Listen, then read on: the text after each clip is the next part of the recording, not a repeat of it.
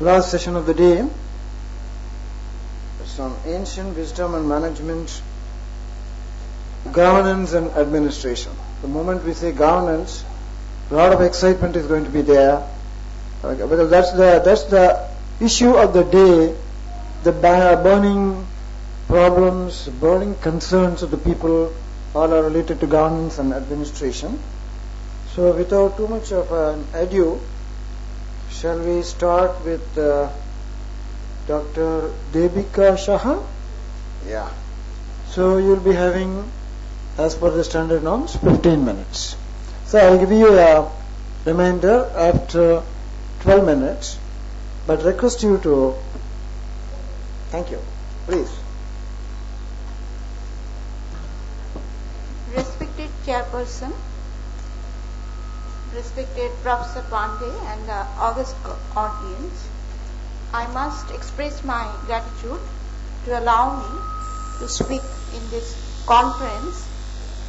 My topic is Toward a Sustainable Future, the Vedic Wisdom and its Relevance in the 21st Century.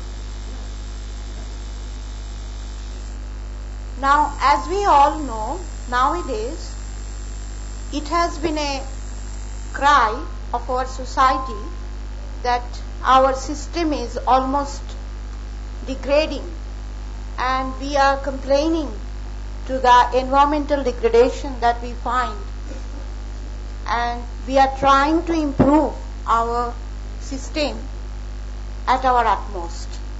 But my approach is to show that this thing, that the concept of sustainability is already there in the old Vedic system.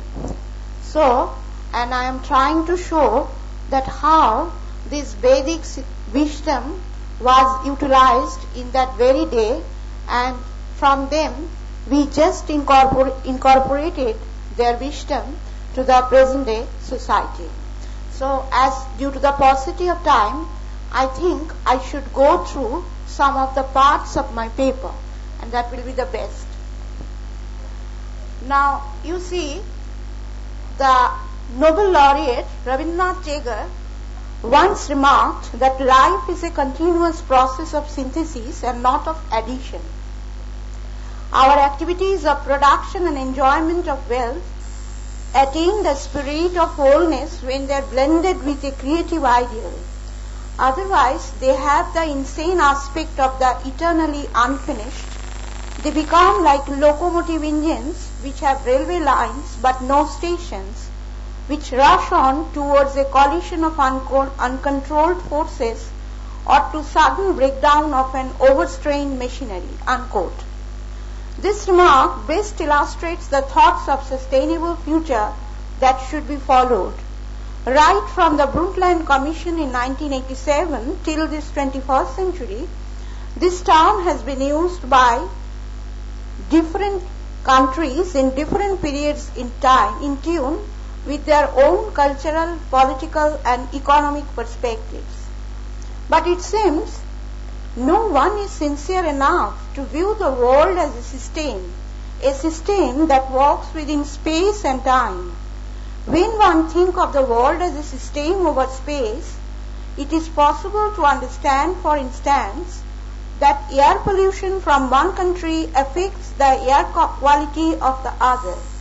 And when one thinks of the world as a system over time, one starts to realize that the decision of one generation taken today will leave its impact on the future. The problems that we are facing today are really grave and serious. As we are sharing the same planet, so it is necessary to be sensitive on every issue. Within the framework of the present global economic system, we have to work out a balance between the needs of consumption today and investment for the future. The global crisis that we are facing in this 21st century is nothing but a crisis of human relations with an alienation from the Mother Earth of which we are all part. Now, long before this technological advancement in ancient India, Sages and seers realized the importance of maintaining the ecological balance for the welfare of all living creatures in the universe. The integral unity of human race with other living beings and nature were reflected in their philosophies, religious discourses, and ways of life. The earth was renamed as the Mother Earth and Goddess. The idea of Mother Goddess was first expressed elaborately in the Puranas, which stressed protection of the earth from exploitation. In Puranas and in Hindu mythology, this earth in which we live is considered as a teeny speck in the cosmic vastness within which exist several earths as part of the supreme deity. The total universe is conceived as a living entity, as an ecosystem where all are related with one another. Now the reverence towards the Mother Earth was being recognized by our ancient ancestors. They recognized that they were part of nature and shared its rhythm and cycles. In the Vedic tradition, there were certain laws which embraced human society. The Rig Veda recognizes the unity of nature and man, and there is one immutable law which governed everything. The cosmic law, that is Rita, which kept order in the universe, is the same which keeps the ecosystem going. For them, nature was the source of knowledge and so attributed power to every natural phenomena. Traditional heritage of sustainable development of the Vedic times is an inbuilt phenomenon, though this theme has been much highlighted in this 21st century due to the environmental degradation all over the world. The two main pillars of sustainable development, social forestry and water management, were parts of Vedic practices.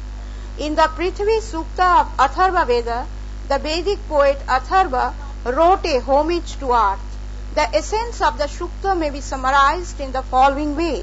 The earth is the mother and we are her children. In fact, this relation between nature and human being is found long back in Indian thought. It is a simple truism that as human beings, it is not possible to deny our relationship with nature. Therefore, it is our duty to maintain the reverence towards nature. One may say it is for self-interest, if for nothing else, that we should be careful in our dealings with nature. Ancient Indians followed a totalitarian approach to progress without undue exploitation of natural resources. To put their thoughts into practice, they laid down certain customs and rituals. Gradually, these practices developed in technology of agriculture, knowledge of medicinal properties of trees and plants to cure people, illness, and methods of environmental protection. The concept of the social forestry occupied a large place in ancient Indian literature. Forest, which is known as Vana, has been mainly classified into three types: Mahavana, Tapavana, and Srivana.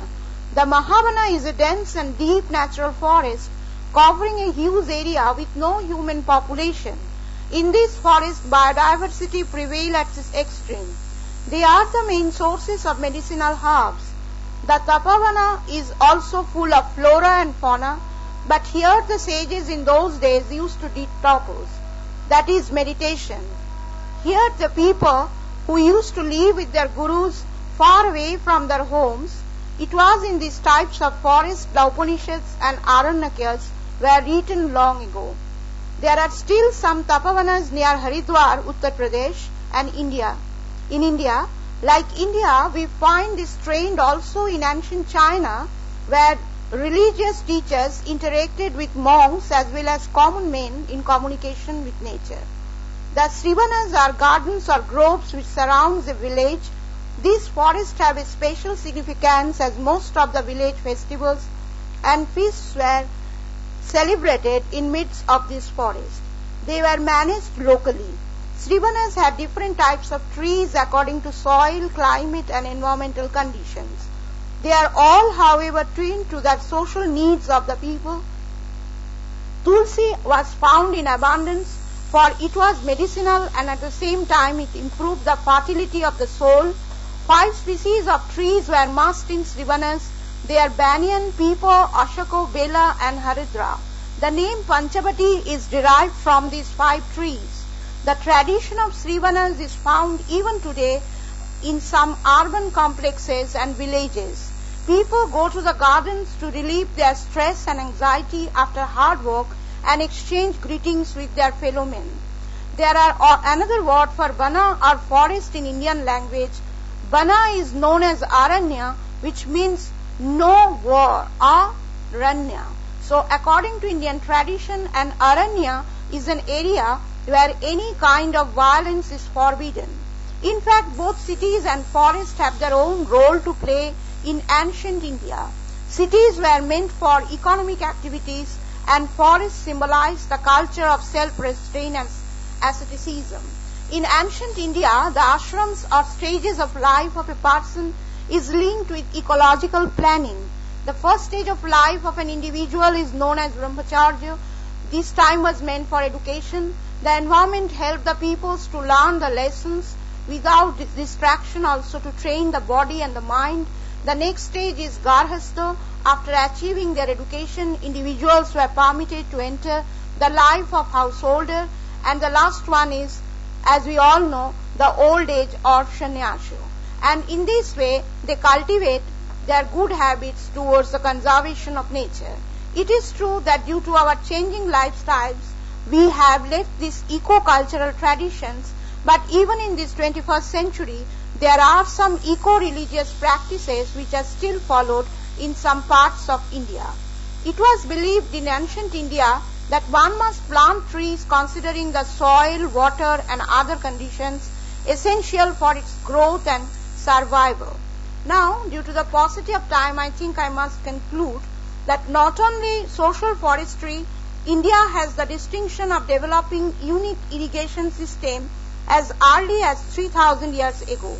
This system conserved and replenished surface and groundwater and served the living environment of the people. The cropping patterns were designed to conserve water. Tanks were constructed to harvest water. The Mughals brought to India a new art of gardening and conservation of water for cooling purposes. All over India, the fishing communities regard the sea as called goddess. She is considered as a protector of the lives of the fisher folk. There are certain times of the year when they refrain from catching the fishes, as this is the time when fishes spawn. Not only that, fishing is also prohibited in rivers. This practice has helped to maintain water from pollution. I am concluding. Now, as an emerging powerful state in the world economy, India is now trying hard to keep the balance between development and sustainable development. It is not something that can be achieved in the short run. It demands a change in our attitude towards nature. Moreover, it is not the business of the government and private companies alone, but it involves people in general. The process initiation must be at each level of human endeavor and life. It operates like a circle, starting from the individuals, families, communities, corporate bodies, nations and global societies. Now there are two major hindrances that India is facing while maintaining a balance between development and sustainable development. One is population and the other is poverty. And this poverty is not only related with the daily needs, but also the poverty of the proper education. So, it may be said that in fact, India is trying to work out the problems with the help of several NGOs. Importance of water harvesting and social forestry, both are taken care of. Since the Rio Summit in 1992, there have been conscious efforts to implement supplement development to sustainable development by the local governments and international organizations. And after the Rio Plus Summit in June 2012, which marks the 20th anniversary of the historic Earth Summit and opened the door for every country to take a stock of what the world has achieved so far. And in this stock taking, India also has a definite role to share her concern on sustainable development and the emerging challenges that the country faces.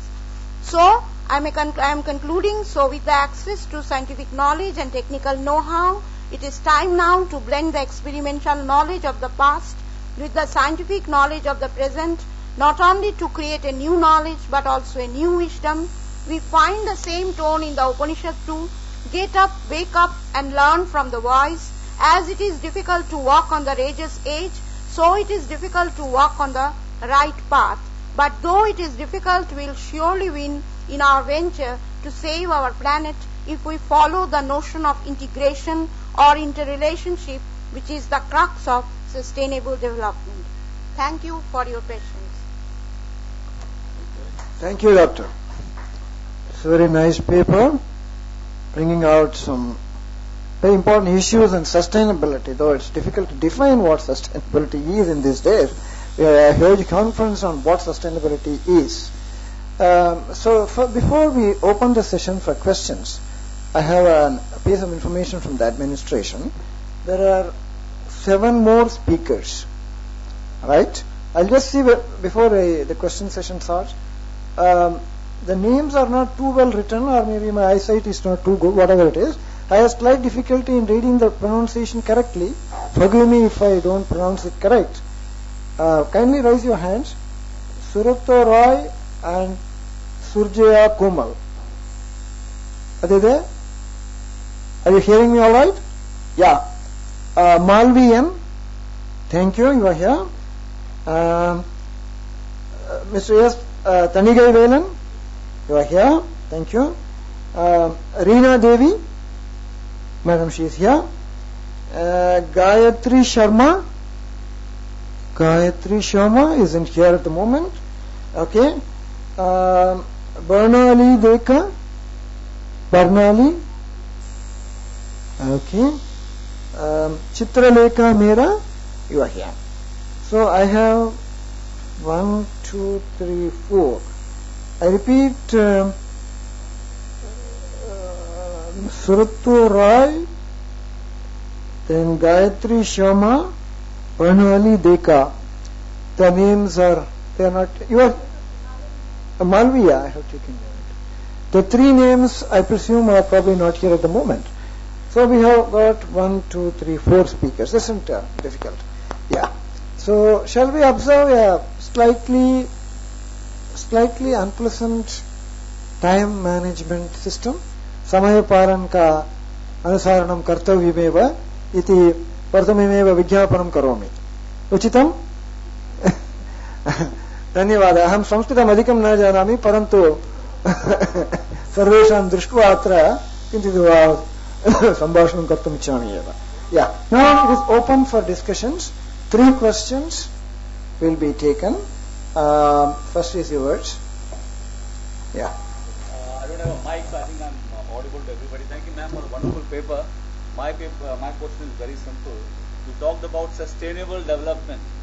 For a country like India, where we have immense amount of poverty, first of all, people don't have fuel for making their kitchens to run. They are dependent upon natural fuel.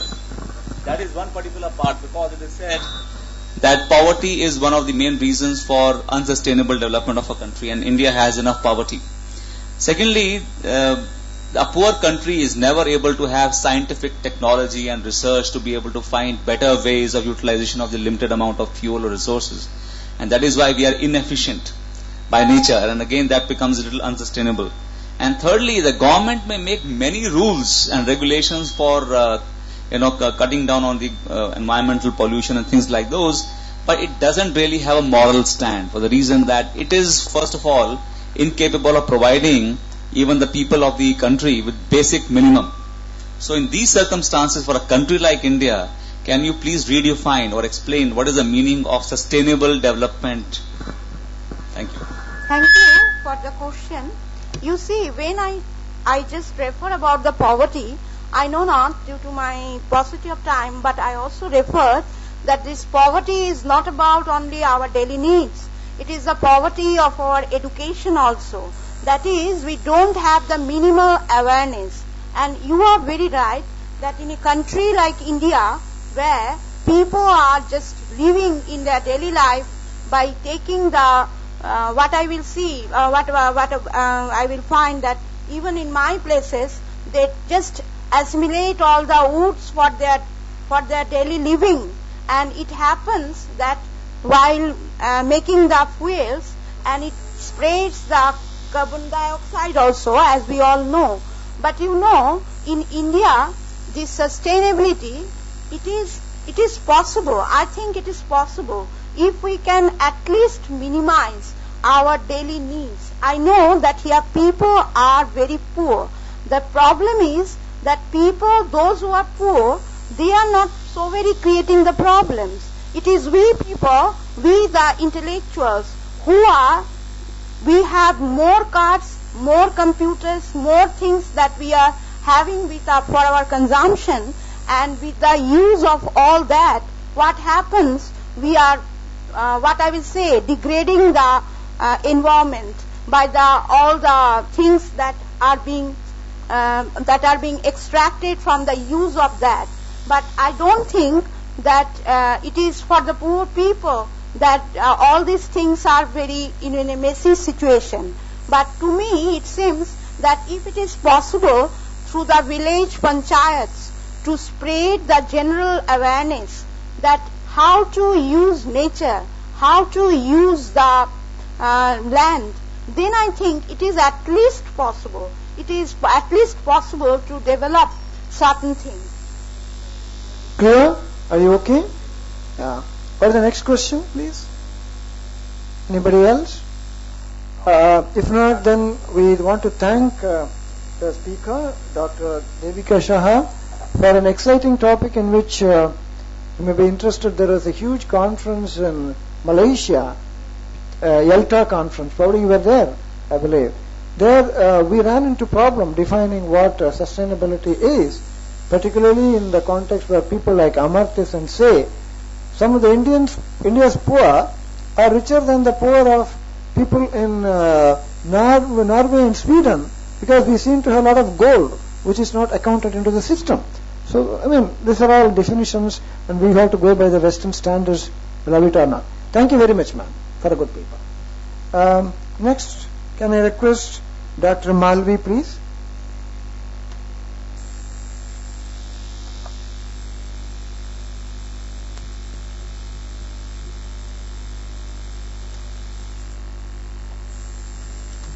आधुनिक स्त्रीभिः ग्राह्यं सीतायाः आदर्श स्त्रीत्वं वेदतः आरभ्य आधुनिक कविकृत ग्रन्थपर्यन्तं संस्कृत वाङ्मयम् इति कथ्यते. अतिविस्तृतमेव तत्. संस्कृत वाङ्मयात् बहवो विषयाः लभ्यन्ते ये मानव ज्ञानवृद्धये उपकुर्वन्ति. एते विषयाः त्रिधोक्ताः प्रभुसम्मिततया, सुहृत्सम्मिततया, कान्तासम्मिततयेति. वेदादिशास्त्राणि प्रथमोक्तप्रकारेण विषयान् बोधयन्ति. इतिहासपुराणानि द्वितीयोक्तप्रकारं विषयान् कथयन्ति. काव्यानि सरलतया मधुरतया च विषयान् ग्राहयन्ति. वेदान्तादिशास्त्रेषु बुद्धिपूर्वकपर्यालोचना न कार्या, किन्तु इतिहासपुराणकाव्यानां पर्यालोचनेन प्रतिदिन उपयुक्तविषयाः बहवो लभ्याः. वाल्मीकीय रामायणम् इत्येतत् इतिहासो भवति. आदिकाव्यमिति कारणात् काव्यकोट्यामपि तस्य प्रवेशः. अतः सुहृद्वत् कान्तावच्च सुगम्यान् विषयान् वक्ति. प्रतिपात्रम् आदर्शत्वं वहति. उक्तं श्रीकृष्णप्रेमी स्वामिपादेन जानकी विजय नामक महाकाव्ये माता पिता च दयिता सहजाः सखायः सर्वेऽपि ते रघुपते सदृशा भवन्ति. नाश्चर्यमेतद् अखिलामर गीतकीर्ते शत्रुश्च ते सदृश एव विभो बभूव इति. रामायणस्य पात्राणां समीक्षात्मकम् अध्ययनं कृतं चेत् तर्हि पितृ मातृ भ्रातृ भर्तृ कलत्र मित्रादि स्थानेषु आदर्शत्वं कथं प्राप्तं भवेत् इति ज्ञातुं शक्यते. अस्मिन् पत्रे श्रीमद् रामायणस्य नायिकाभूत सीता नामक कथापात्रं विचार्यते. सकलनारीणां सा कथम् आदर्शभूता इति वक्तुं यत्नः कृतः. श्रीमती सी सीताराममूर्तिः इति नाम्न्या विरचितपुस्तके विमेन् इन् रामायण नामके उक्तं सीतायां त्रीणि तत्त्वानि सन्ति. स्त्रीतत्त्वं, जीवात्मतत्त्वं, मध्यवर्तितत्त्वं चेति. त्रयाणामपि तत्त्वानाम् अध्ययनं यदि स्वीक्रियते तर्हि सीतायाः चारित्रं सम्पूर्णतया गृहीतम् अध्ययनाय इति अर्थतः सिद्ध्येत्। तद् अतिविस्तृतमेव स्यात्, यतः स्वयं वाल्मीकिना उक्तं कृत्स्नं रामायणमेव सीतायाः चरितं महत् इति। अतः अत्र सीतायां वर्तमानस्य स्त्रीतत्त्वस्यैव विचारणा कृता। यदा महाविष्णुः रामचन्द्ररूपेण भुवि अवततार तदा महालक्ष्मीरपि सीतारूपेण अवतीर्णा बभूव। यथा रामो विग्रहवान् धर्मः इत्युच्यते लोके धर्मप्रदर्शनार्थम् अवतीर्णः, तथैव सीतापि स्त्रीधर्मं प्रदर्शयितुम् अवतीर्णा। इदानीं रामायणस्य केचन अंशाः गृह्यन्ते येभ्यः सीतायाः गुणान् ज्ञातुं शक्यते। सीताराम विवाहोत्सव समये जनको राममधिकृत्य इदमुवाच पतिव्रता महाभागा छायेवानुगता सदा इति। इदं सीतायाः कृते कृतोपदेशः अग्रे सीता कथं भूता भवेद् इत्येतस्यापि सूचना इति मन्यते। कैकेय्या रामवनवास भरतपट्टाभिषेकरूप वरद्वय याचन समये तां प्रति दशरथः एवमुवाच मां च पञ्चत्वमापन्नं रामं च वनमाश्रितं वैदेही बत मे प्राणान् शोचन्ति क्षपयिष्यति इति। रामविरहेण उत्पत्स्यमानशोकसमहाशोकः स्वस्वर्गारोहात् भविष्यति स्वस्नुषायाः इति तस्य निश्चयः। रामविरहजनितशोकस्तु निस्सीम एव स्यात्। अत्रैदं ज्ञातव्यम् सीतायाः स्वश्वशुरविषये अत्यन्तस्नेहो दर्शितः इति। कदाचित् सुमन्त्रः रामभवनम् आगतो दशरथस्य आज्ञां निवेदयितुम्। तत्र ससीतं रामं पश्यति। तत्रोक्तं स्थितया पार्श्वतश्चापि वालव्यजनहस्तया इति। अनेन ज्ञायते पतिसेवा स्त्रीभिः कर्तव्या इति। यथोक्तं श्रीमद्भागवते भर्तुशुश्रूषणं स्त्रीणां परो धर्मो ह्यमायया इति। यदा रामः स्वान्तःपुरं प्रविशति तदा सीता स्वासनात् उत्तिष्ठति। प्रविवेशाथ रामस्तु स्ववेश्म सुविभूषितम्। अत सीता समुत्पेत्य वेपमाना च तं पतिम् इति। इदं क्षेत्राद् वनाद्वा ग्रामाद्वा भर्तारं गृहमागतं प्रत्युत्थाय अभिनन्देच्च स्वासनेनोदकेन च इति व्यासोक्तिम् अनुसरति। रामः वनवासाय प्रस्थितः इति श्रुत्वा सीतापि प्रस्थिता भवति। सीतामृते सर्वरामायणपात्राणि रामेण वनं न गन्तव्यम् इत्येव वदन्ति। सीता एका एव तथा न वदति, अपि च वनगमने उत्सुकापि। सा च रामं प्रत्येवं वदति यथा मया पितृवाक्यपरिपालनमेव तव धर्मः इति अवगम्यते तथैव त्वयापि पतिसेवैव मम धर्मः इति अवश्यम् अवगन्तव्यमेव इति। किन्तु रामः तां वनं नेतुं नेच्छति। अस्मिन् समये सीतायाः पतिभक्तिः पूर्णतया प्रकाशते।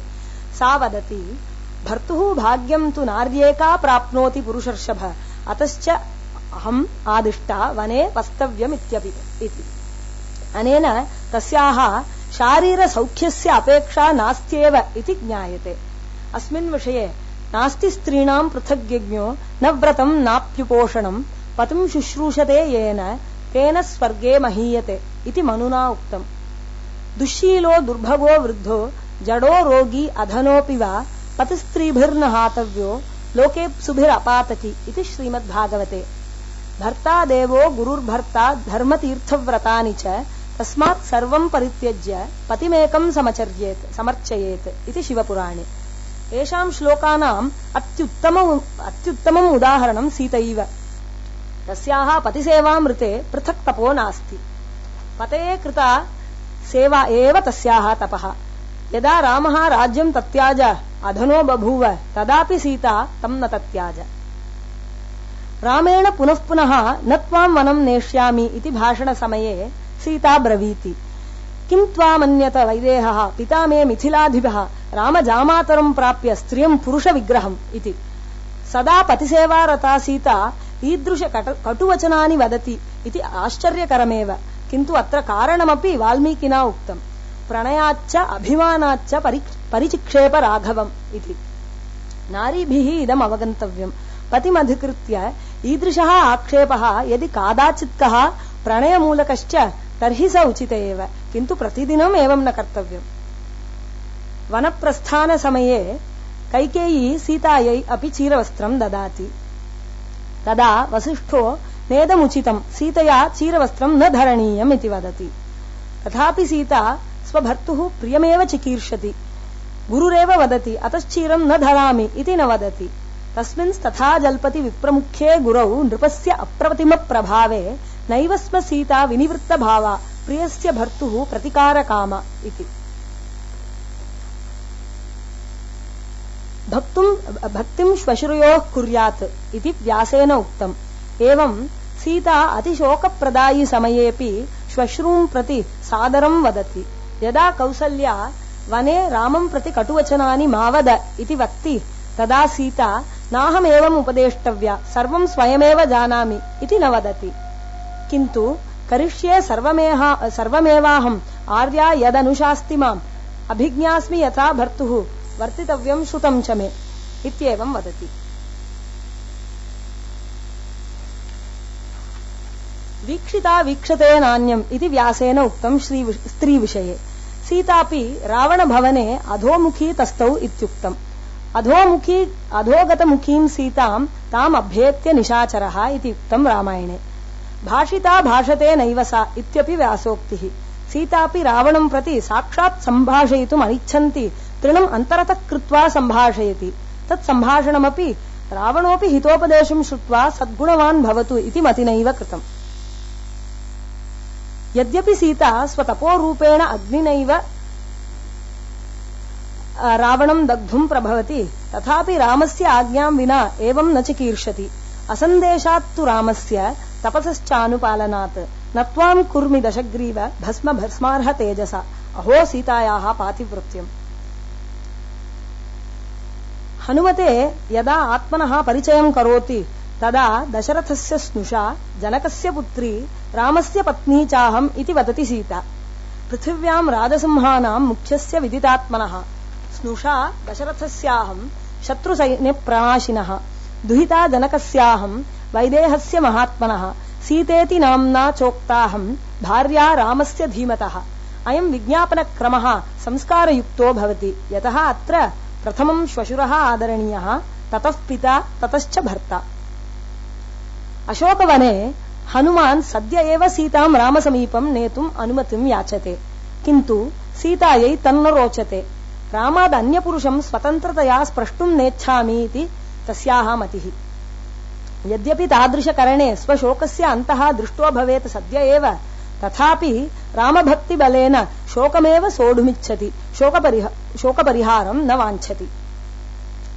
अग्निपरीक्षा नामक संभवः सीतायाः पातिव्रत्यं स्पष्टमेव लोके प्रदर्शयति। तच्च नाट्यं सर्वैः। पट्टाभिषेकानन्तरं जनापवादभीत्या रामेण कृत सीतापरित्यागः सीतयैव अवगन्तुं शक्यः नान्येन। सा वदति यथापवादं पौराणां तथैव रघुनन्दन पतिर्हि देवता नार्याः पतिर्बन्धुः पतिर्गुरुः प्राणैरपि प्रियं तस्मात् भर्तुः कार्यं विशेषतः इति। सीतायाः चारित्रं रामायणे बहुभिः बहुधा प्रशंसितम्। रामः वदति कुले महति सम्भूते धर्मज्ञे धर्मचारिणि सीते महाकुलीनासि इत्यादि वचनानि दृष्टानि। अस्मिन् पत्रे निर्दिष्टाः व्यासोक्तश्लोकाः मनुस्मृति इत्यादि श्लोकाश्च श्रीकृष्णप्रेमिपाद विरचित भागवत धर्मशास्त्र ग्रन्थे स्त्रीधर्मशीर्षके सञ्चिततया उक्ताः। अस्य पत्रस्य रचनाय तदेव उपयुक्तम्। सीतातः आधुनिकनारीभिः इदं ज्ञेयम्। माता पत्नी दुहिता इत्यादिषु स्थानेषु कथं साफल्यं प्राप्तव्यमिति। इदानीं स्त्रीषु कृतानाम् अपराधानां संख्या वृद्धिं गच्छति प्रतिदिनं। तादृश आपत्कालेषु नार्या किं करणीयम् इति सीताचरित्रतः ज्ञायते। विवाहभङ्गाः अपि अधिकं भवन्ति। केषुचित् स्थलेषु यदि नार्यः सीतां मनसि कृत्वा व्यवहरन्ति तर्हि विवाहभङ्गं वारयितुमपि शक्यते। इदानीं पुत्राः स्वपितरौ वार्धक्ये रक्षितुं नेच्छन्ति। तत्कारणं परस्पर असहनमेव। यदि परिवारे सर्वे रामपरिवारं मनसि कृत्वा व्यवहरन्ति तर्हि परस्परं सौमुख्यं भवेत्। समाप्तिं करोमि। भर्ता हि दैवतमिति स्वयमूचिषे त्वं श्वश्वाश्च सान्त्वनकरी प्रियभाषणेन ज्येष्ठासि सद्मनि कनिष्ठवधूजनानां सन्मार्गदर्शिनी सदैव पतिव्रतानां। धन्यवादः। धन्यवादः। उत्तमभाषणमासीत्।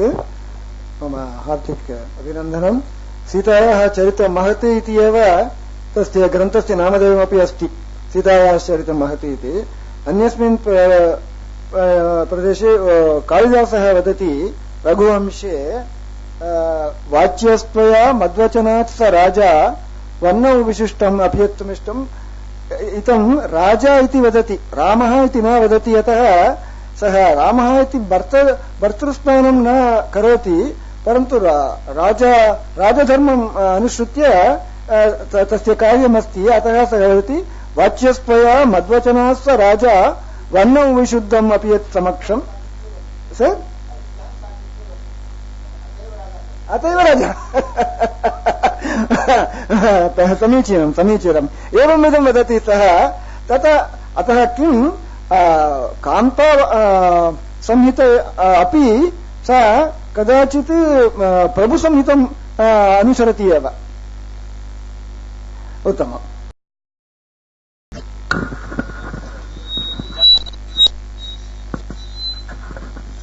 When Rama sent Sita to the forest, you said that she, how she replied, she thought about it. Because Uttaramana Prakshiptam, how, that's what I thought. That's no Prakshiptam you said. It okay. May be Prakshipta, but it's not definitely proved that it's Prakshipta. It's okay. Because all the books, popular books that are being released, the Ramayana editions, all of them have the Uttarakanda. All of them, no. Yeah. But people say Uttarakanda is Prakshiptam after the Greek invasion to India, where they like tragedies, and so this is also made a tragedy. That's all. It's just an idea. I don't think it's definite. It's okay.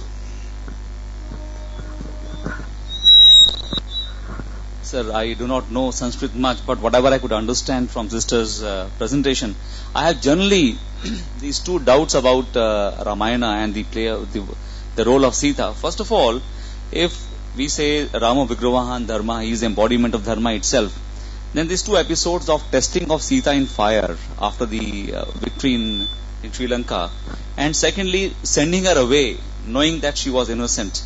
And then, as sister said, that she could have burnt Ravana to ashes because of the power of her tapas and pativrata dharma. Then, because she did not do that because she had no permission from Rama. But when Ravana wanted to abduct her, that time, why did she allow that? If she was so powerful, did she have permission of Rama at that time?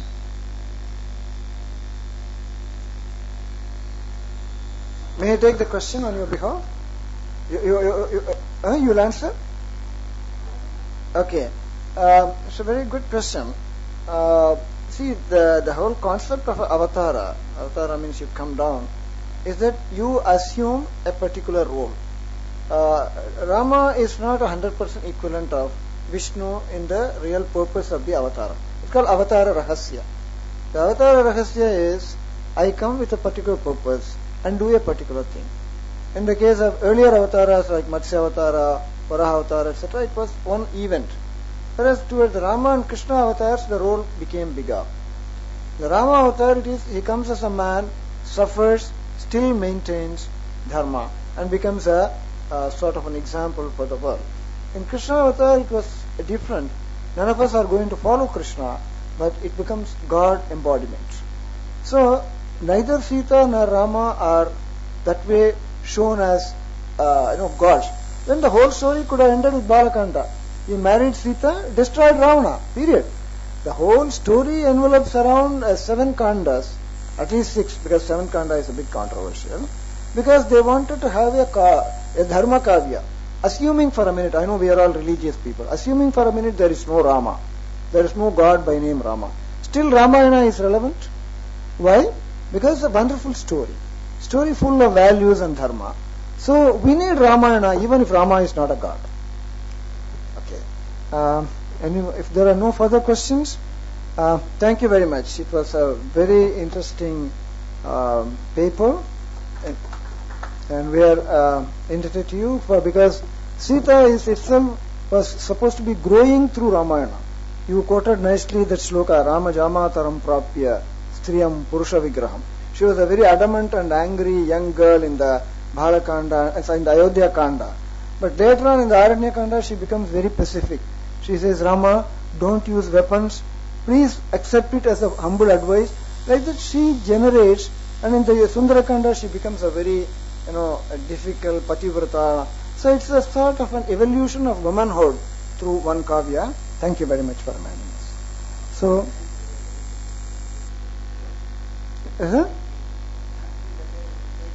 yeah, her Sanskrit stoka recitation was very commendable. I'm really sorry I had to cut short your speech. Yeah, thank you. Next we'll have the pleasure of Dr. S. Tanigai Velan, please. Yeah.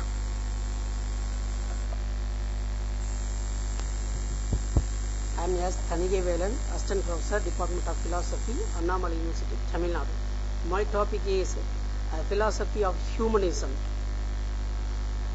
Philosophy of humanism. So philosophy of humanism is nothing but it is the human kind is the central point of this universe.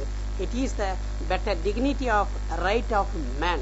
It is the ultimate faith in the humankind, and it is the humanism is opposition to all theory of universal determinism, federalism, myth and dogma, other things. Humanism is not a new dogma, but it is developing philosophy upon the experimental testing, newly discovered fact and more rigorous reasoning. It is also used to done by cultural ideology of the Renaissance, and it is different from the humanitarianism. So the humanism believe in the ultimately naturalism attitude to solve his own problem and his own activities. So ultimately the faith of humanism is scientific based, and it is based on the logical system. So this humanism is not in the new ideas. It is a very old in both the East and West, even Vedic period and in the ancient period in the Rome and also.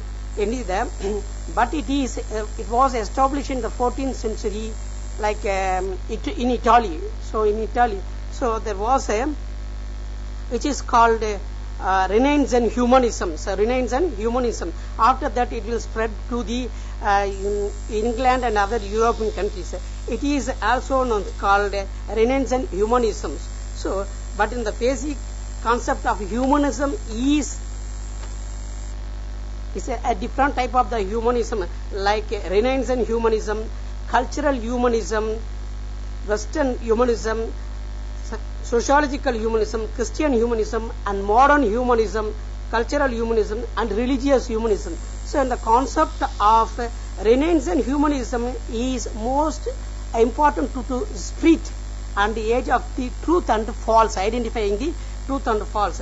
And the cultural humanism, it is there are more importance to traditional values and classical values, like them in the political sense and ethical sense and law and etc. So in the concept of philosophical humanism is the modern trend. The philosophical humanism is center point of the human is a central point, but in the ancient period, that is the form of the God is the central point, like the rituals, religious, cultural activity. But in the modern sense is the man is the central point of this universe.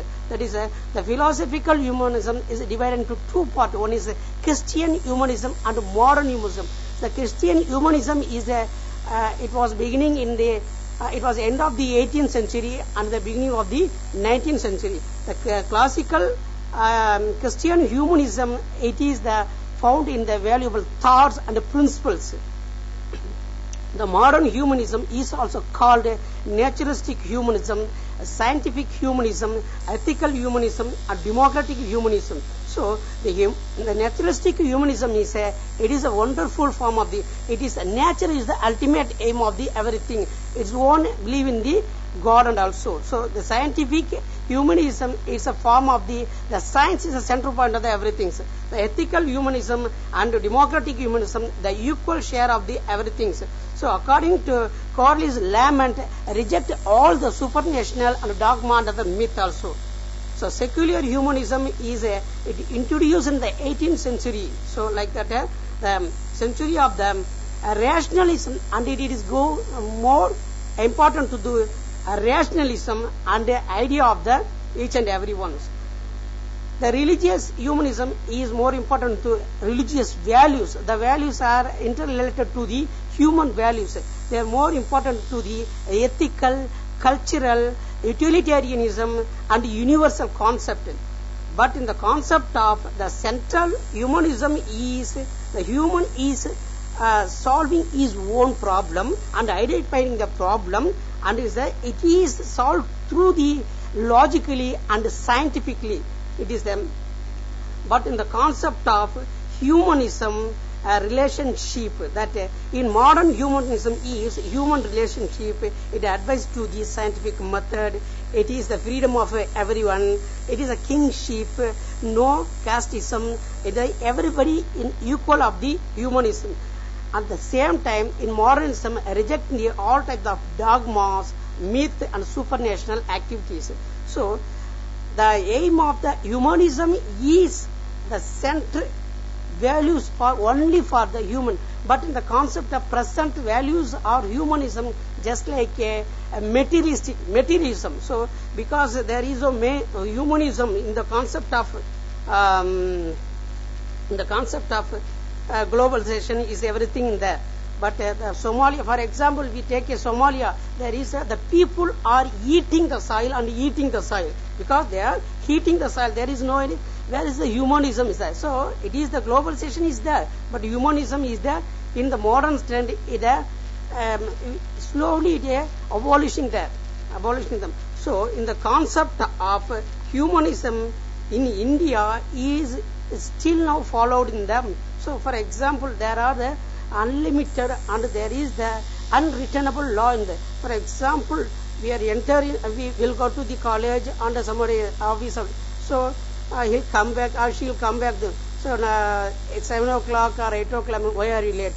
After 2 days, he or she will come back on 8 o'clock or 10 o'clock. Why are you late? So the problem will come because there is humanism. It is an unreturnable law. So in the concept of finally we are conclude now. So the humanism is nothing but in the human values are the center point and human activity is the center point. But present days the human values are moderately and different dimension of political humanism, educational humanism, social humanism, religious humanism, economical humanism, business humanism, like that. So in the concept of humanism and humanitarianism is a totally different. Humanism is only behaving for the or characteristic or the cultural values of the humanism, but humanitarianism is the teach to the others or the frame of law or frame of the justice or frame of the thought, like that. Thank you. A special round of applause for keeping very much within the time. Thank you, sir. Thank you, sir. And really a very interesting speech, particularly drawing on the humanism and its various varieties. Yes. Probably you have drawn some inspiration from Aristotle himself. Yes, Right. Aristotle. The recent popular person, Carlos Lermont also, he wrote a book on philosophy humanism. And it is very nice one. And only I wish somebody like John Locke is here to say it's all wrong. Yeah. Yeah. Now, it's a very nice paper, which is, he has been very brief, but he has made some very profound points. So now it's open to discussion, please. Yeah. Yes, sir. Please.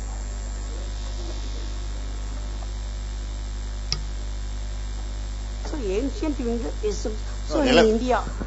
Relevance, but only in the sense, because the theme of the conference is. It's absolutely. So the ethical values are relevant to this. So in modern ethical value, for example, in USA, so there is, I'm not saying there is no ethical values. So for example, 8th standard student are also having the gun, but in India, so even though policeman and every higher authority is having the gun, we cannot shoot anybody. So they are waiting for some others. So but in other countries, like USA, they are got it done and shoot it gun. So it is the values of, that is a traditional, it is a classical values. You should follow in India, but in other Western countries they should not follow. Thank you. That should be highlighted also. I mean, Yes, absolutely. Yeah. Thank you. May I supplement one point to your Yes, welcome, sir. Interestingly, the period of Aristotle Yes. coincides with the period of Kautilya, because Aristotle was somewhere 330 BC. I think Kautilya roughly comes on that 320, 310 BC roughly, Yes, absolutely. give or take a few years. So there was a striking similarity of views between Aristotle and Kautilya, except for his focus on punishments. Kautilya was very strong on that. Otherwise, the virtue theory of Aristotle virtue. very much parallels the virtue theories of Indians per se, and particularly Kautilya. Kautilya. So I think probably we would appreciate if you can consider that in your subsequent presentations. Yes, absolutely. Thank you very much. Thank you, sir. Thank you, sir. Thank you very much.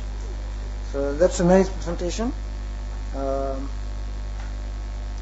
from Dr. Tanige Velan of Department of Philosophy, Annamalai University. Next will be Dr. Reena Devi. Is she here? Dr. Reena Devi? Huh? Is it Reena Devi or yes. Okay, sorry. If I didn't pronounce your name wrongly? Reena Devi, yeah. Yes. सर्वेभ्यो नमो नमः। मेरा topic है चंडी के स्वरूप की नैमित्तिकता एवं चंडी शतक। चंडी शब्द का शाब्दिक अर्थ है क्रोधी स्त्री।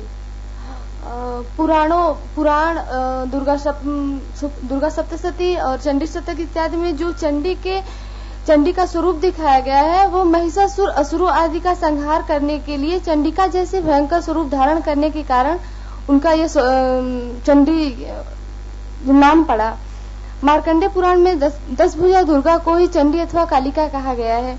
यह चंडिका चतुर्भुजा रूप में पाश, अंकुश, बाण और धनुष आदि अस्त्रों को धारण करने वाली है। देवी चंडिका एक तरफ जहां अति विकराल स्वरूप में खड्ग धारण करती है, वहीं दूसरी ओर अति सौम्य स्वभाव वाली भी है। महाशक्ति चंडिका की ही अंशभूत शक्तियां ब्रह्माणी, माहेश्वरी, ऐन्द्री, कौमारी, वैष्णवी, नारसिंही और वाराही हैं, जो रक्त बीज के वध के समय अपने बल पराक्रम का योगदान करती हैं। देवी चंडिका के ही महामाया चेतना, बुद्धि, निद्रा, श्रद्धा, भावना, लज्जा, तृष्णा, भक्ति, धृति, दयादि तत्त स्वरूप तत्त फल को देने वाले हैं। वस्तुतः यही चंडिका भवानी रूप साक्षात स्वात्म देवता मानी गई है। महाशक्ति चंडिका परब्रह्म स्वरूपिणी है। चंडिका के स्वरूप में अथवा अन्य रूपों में भी देवी के द्वारा जो संहारोद्योग किया गया वह अश्रीव तत्वों के नाश हेतु चंडिका के स्वरूप में अति विकराल, क्रोधी, विशालकाय देवी का स्वरूप नैमित्तिक है। महिषासुर, रक्त बीज, शुम्भ, निशुम्भ इत्यादि असुरों के अवांछनीय तत्वों को नष्ट करने हेतु देवी द्वारा चंडिका का रूप धारण किया गया। देवी चंडिका का यह स्वरूप महिषासुर आदि के वध के निमित्त धारण किया गया, अतः यह स्वरूप नैमित्तिक है। वस्तुतः तो वह परब्रह्म ही है।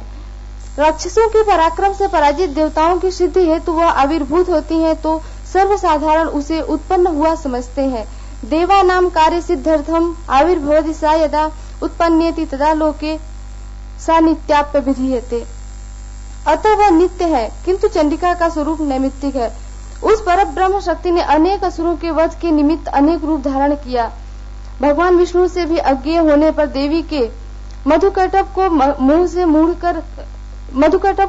मूढ़ कर दिया और इसी कारण वे दोनों मृत्यु को प्राप्त हुए। इसी कारण वो महामाया भी कहलाती हैं। काल नामक असुर को काल दंड द्वारा मार देने के कारण चंडिका को कालरात्रि कहा गया। कालम च काल दंडेन काल रात्रि अपातयत। देवी अंबिका का अशिव तत्वों के नाश हेतु धारण किया गया रौद्र स्वरूप चंडी कहा गया। महिषासुर के द्वारा अपने गणों का वध होते देख क्रुद्ध देवी ने उसका संहार कर दिया। इति क्रोध समाधमात मापतंतम महासुरम दृष्ट्वा सा चंडिका कोपम तद्वधाय तदा करोत्। यद्यपि देवी शिवत्व विधायक देवताओं की रक्षा करने हेतु नैमित्तिक स्वरूप धारण करती हैं, तथापि उनका परब्रह्म स्वरूप निराकार अवर्णनीय है, क्योंकि जिस चंडिका का वर्णन ब्रह्मा, विष्णु, शंकर भी करने में असमर्थ है, फिर साधारण जन की क्या बात। यस्या प्रभावमतुलं भगवानन्तो ब्रह्मा हरिश्च नहि मक्तुमलं बलं च स चंडिकाखिल जगत परिपालनाय नाशाय च शुभभयस्य मतिम करोतु। महिषासुर के वधूपरांत स्तुति से प्रसन्न देवी द्वारा वर प्राप्त कर देवताओं ने कहा, यदि कभी शत्रुओं द्वारा हम पर संकट पड़े तो उसके निवारण के निमित्त आप रूप धारण करें। यदि चापि वरो देयस त्वया अस्माकं महेश्वरी संस्कृता त्वं नो हिंसया परमापद। और इसी कारण देवों को उपकृत करने वाली वह देवी धूम्रलोचन प्रभृत दुष्ट दैत्यों तथा दैत्यराज शुंभ निशुंभ के वध के लिए त्रैलोक्य की रक्षा के लिए गौरी की देह से चंडिका प्रादुर्भूत हुई।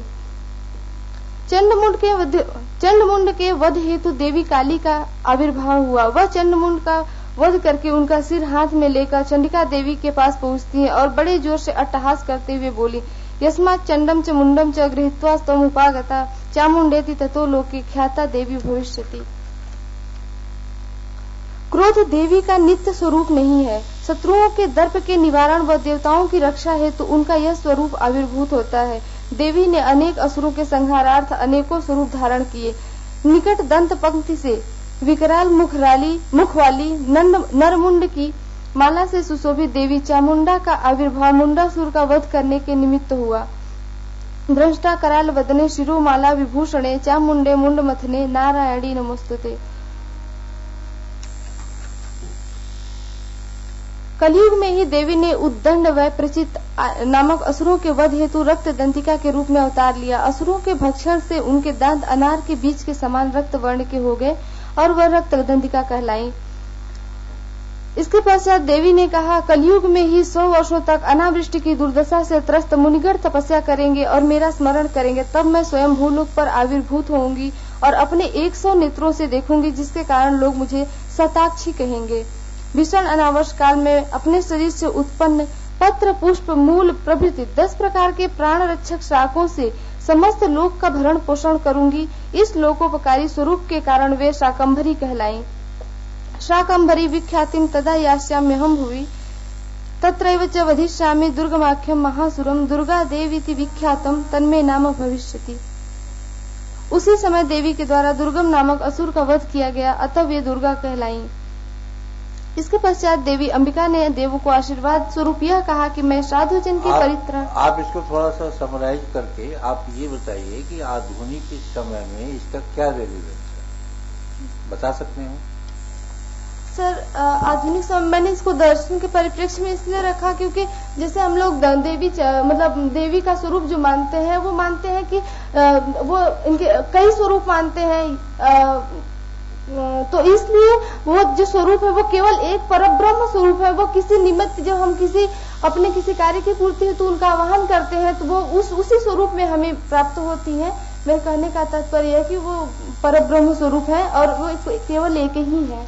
और बोलिए आप, पढ़ना नहीं है, आप अपने से बोलिए जितना बोल सकते हो। चलिए ठीक है, पढ़िए आप। You continue, but try to see how it is relevant for today. Here this conference is on that area. Please go. Conclusion कर दीजिए, क्योंकि लंबा है ना पेपर आपका।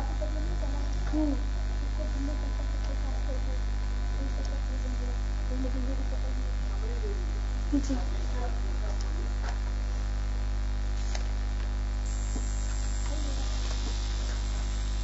उपर्युक्त पंक्तियों में स्थूल रूप में देवी के उत्पत्ति अथवा आविर्भाव का निमित्त बताया है, किंतु इसके साथ ही यदि इस कथा की आध्यात्मिक दृष्टिकोण से व्याख्या की जाए तो यह सब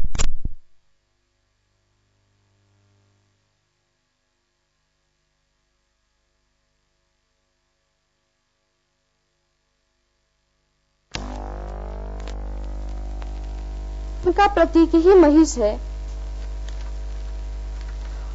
वह अज्ञान अंधकार रूपी महिष इंद्रिय रूपी देवताओं पर हावी हो जाता है और स्वयं प्रकाश सूर्य आत्मा को भी ग्रस्त करने को उद्यत होता है। सूर्य आत्मा जगता है। आत्मा यदि अज्ञान से आवृत्त हो जाएगा तो इंद्रियां देवता उसी के वशीभूत हो जाएंगी। इसी कारण आत्मा पर अधिकार कर बैठे अज्ञान अंधकार रूपी महिष अज्ञान ही है, तभी तो उस पर न कोई अस्त्र प्रभावी होता है और न शस्त्र। और जब कोई अस्त्र और शस्त्र प्रभावी नहीं होता तब सभी इंद्रियां विवश होकर इस संकट में अपनी शक्ति समर्पित कर संगठित होती हैं और उनकी अविकृति प्रकृति रूपी महाशक्ति जागृत होकर उस महाअंधकार रूपी महिष का विनाश कर सदा के लिए प्रतिष्ठ कर देती है. Thank you, Dr. Reena Devi. Sorry for interfering in your good speech because time is a matter of essence. It's a very elevating speech, but one comment as given by our organizing secretary, as far as possible, it will be adding value if you don't read from the paper. Instead, if you could summarize the paper, all of us will get the benefit of getting the gist of it. It's impossible. I mean, it's sometimes not possible for you. But I request you on behalf of him, as he rightly pointed out, you can give the summary of it. Now it's open for questions. Fair enough. Go ahead.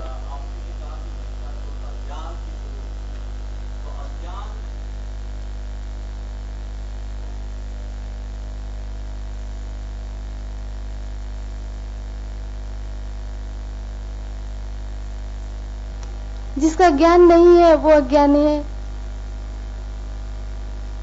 हमारे अंदर आत्मा है, उसमें ज्ञान है जी, छुपा हुआ है. जी. क्यों छुपा हुआ है? और उसको बाहर निकालने के लिए, उस आवरण को हटाने के लिए हमें क्या प्रयास करना, किस दिशा में जाना होगा? ज्ञान तो है, आप कह रहे ज्ञान नहीं है, ज्ञान तो अंदर है कहीं ना, पर हम उस गहराई तक पहुंचे नहीं. समुद्र तो है, हम लहरों पर ही घूम रहे हैं अभी तक. तो उस गहराई में जाने के लिए हमें क्या करना होगा? जी का कहना यह है कि हर एक व्यक्ति के अंदर ज्ञान विद्यमान है.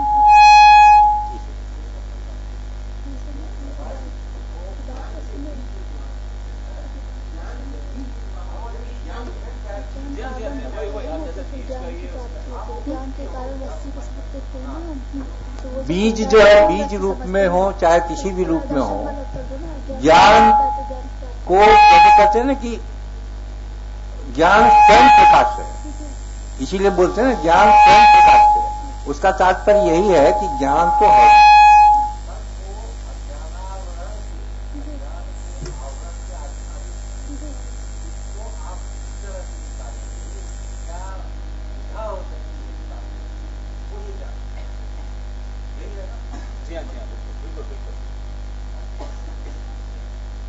I think, as rightly said, this is the very essence of Hindu Dharma. I think if we sit on that, we need another 6 days, 7 days. Very profound question from our friend there.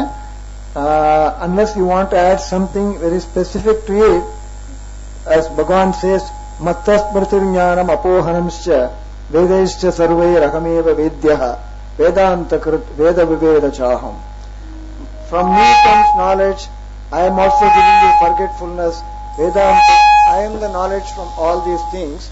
So it is too deep a subject and we are not into the Hindu philosophy at the moment. So unless you want to add something, madam, shall we close the session? You want to reply to him something? Dr. Reena Devi, you want to have any specific answers now to give him? He has a very profound question. Ji. जी.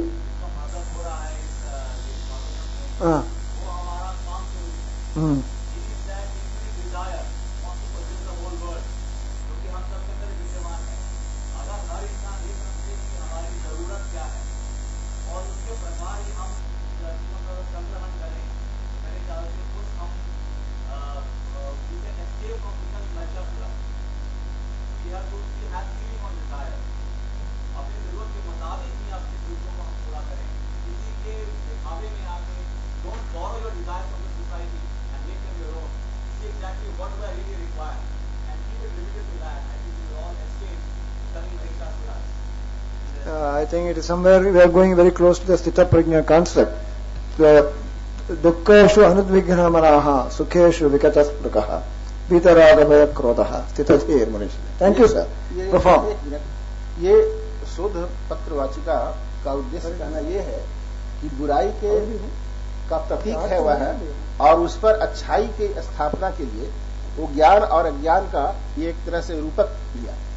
कहा गया है कि अज्ञानम ज्ञातुमिच्छेत जो ज्ञाने नात्यंत मूढ़धि स तु नूनम तमः पश्येत ज्ञाने नोत्तम तेजसा। जब ज्ञान का उदय हो जाएगा तो अज्ञान आप से आप समाप्त हो जाएगा। तो ऐसे ही देवी जब प्रकट होगी तो महिषासुर का नाश होना ही है।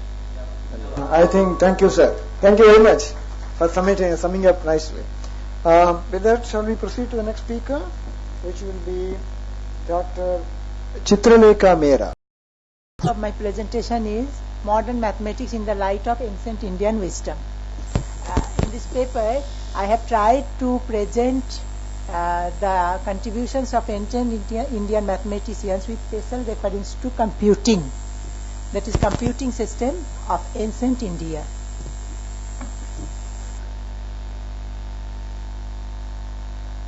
Some facts about our heritage in mathematics. The modern decimal position system was the invention of Indians. The digit 0 was invented by Indians and it was as Shunya. Algebra, trigonometry and calculus was originated in India. The value of pi was first calculated by Indian mathematician Buddhayana, and he was the mathematician of later Vedic period. The largest numbers the Indians used as big as 10 to the power 53 during Vedic period.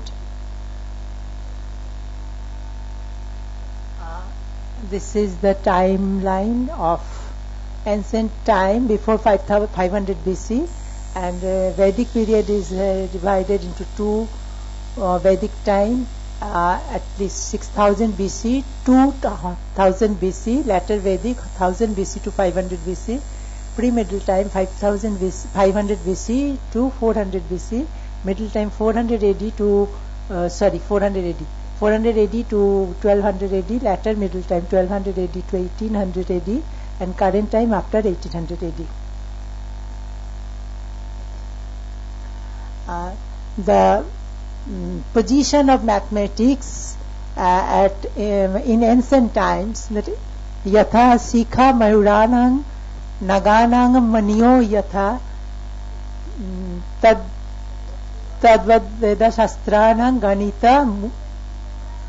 Yeah, I am not so good in Sanskrit. So which means, just as branches of a peacock and jewel stone of a snake are placed at the highest place of body, similarly position of giant Ganit is highest in all the branches of Vedas and Shastras.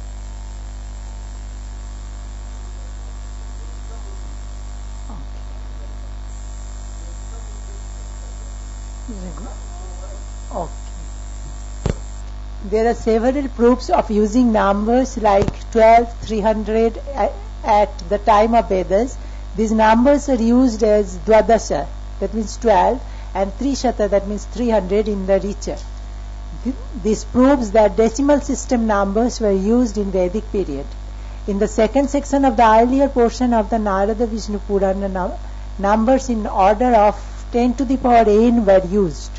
Not only that, in this book, different methods of mathematics like addition, subtraction, multiplication, division, fraction, square, square root and cube root, etc. have been elaborately discussed, but problems based on these have also been solved. This proves at the time of various mathematical methods, at that time various mathematical methods are not in conceptual stage, rather those were getting used in a methodical and expanded manner. So features of mathematics of that time, that time mathematics was based on two systems, that is base system and vinculum. Vinculum is an operation and base is 10, 100. They took bases as 10, 100, 1000, and sub-bases also they used. And the beauty of that mathematics of that time is that they reduce counting, and they do not need to remember the table beyond 5 into 5. So about the base system, in Vedic mathematics the base system is very frequently used to reduce the computations involved. The base is considered to be the powers of 10, for example 10, 100,000 and so on are the different bases. We should take that power of 10 which is nearest to the number as base for our calculations. For the number more than the base, the 105, see the table, 105, this is more than 100, so base is 100, and the art of writing 105 plus 05, that means it's 5 surplus from 100, and 971, here the base is 1000, and we write 971 as 971 minus 029, that means 971 is 029 deficient from 1000.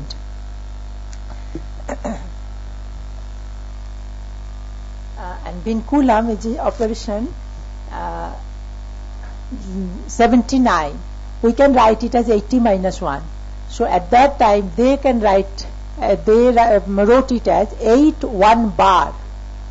So the idea of subtraction and the number, negative numbers are there.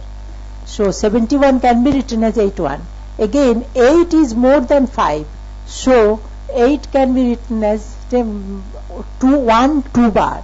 So 79 can be written as 1 2 bar 1 bar. Similarly 18 is 20 minus 2. We can write it as 2 2 bar. And 104 bar, this is 104 100 minus 4. That means 96. That is 96 can be written as 104 bar, or 104 bar can be written as 96. They have their own method of addition, and in this addition students do not have to count the numbers beyond 10. I add this from right hand and from the bottom. 9 plus 2 is 11. So 11 is more than 10. So we put a dot beside 9, and we add remaining one in the units place to 2. So that is 2 plus 3 is 2 plus 1 is 3, and 3 plus 4 is 7. Okay, and then for the next step, 7 plus 9 is 16. So we put a dot beside 9, and 6 plus 7 is 13. So we put again a dot beside 7, and 3 plus 2 is 5, and we add 1 because there is a dot in the units place, digit. So 5 plus 1 is 6. In this way we can get the addition, and this method was called Shuddhikaran method. Similarly, for the subtraction, suppose 52 is 227 is subtracted from 52, but 2 is less than 7. So the process is that put a dot in the second position in the number at that. Okay. So the 7 is 3 deficient from 10, and 3 plus 2 is 5, and 2, since we put a dot beside 2, so 2 plus 1 is 3, and 5 minus 3 is 2. This is the method. This was the method.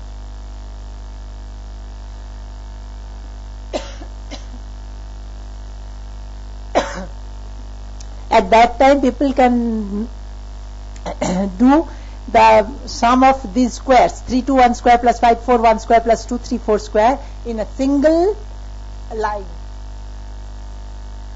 These are the steps.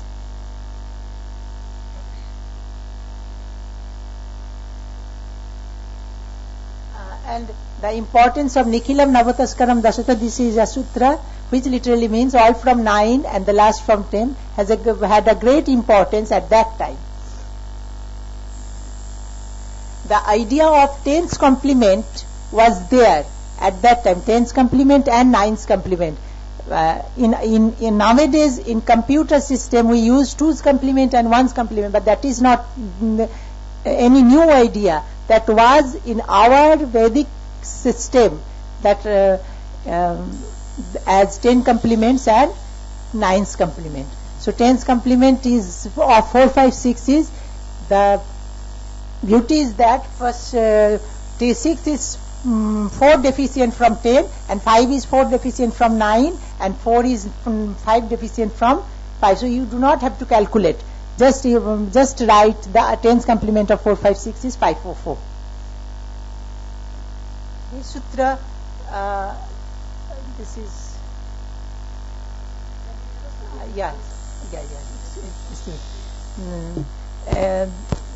this sutra can be used for subtraction, division, subtraction, addition, multiplication and division also. Algebraic method of these methods are there. So modern mathematics can be explained through those. So this is the finding out of table 19, no need of remembering.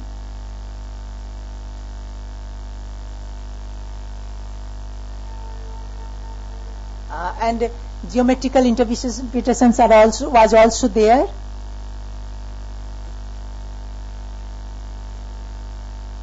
And these are the sutras which through which we can calculate the product squares only in a single line.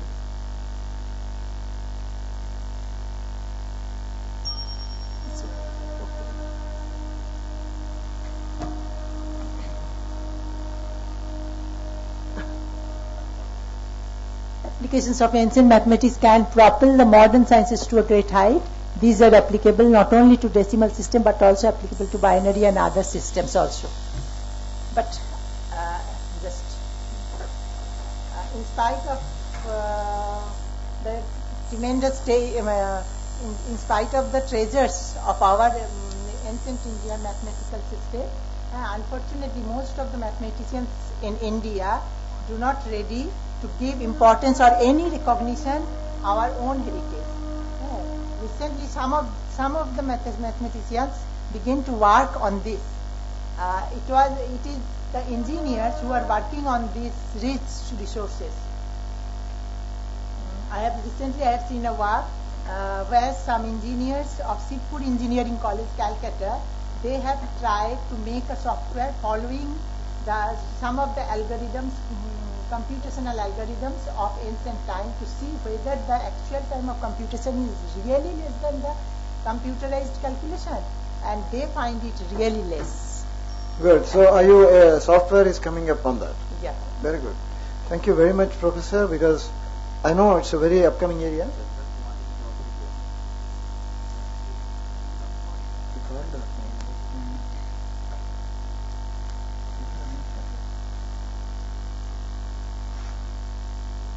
So I have seen that all the leading publishers have at least come out with one book on Vedic mathematics. That is Jagadguru Swami. No, even these leading publishers, so many people have started coming out. It's becoming slowly popular, very much and relevant for. They are engineers, not mathematicians. Unfortunately. Okay. Thank you very much for this topical discussion. We should revive our tradition of mathematics and engineering through Vedas and traditions. It's now open for questions.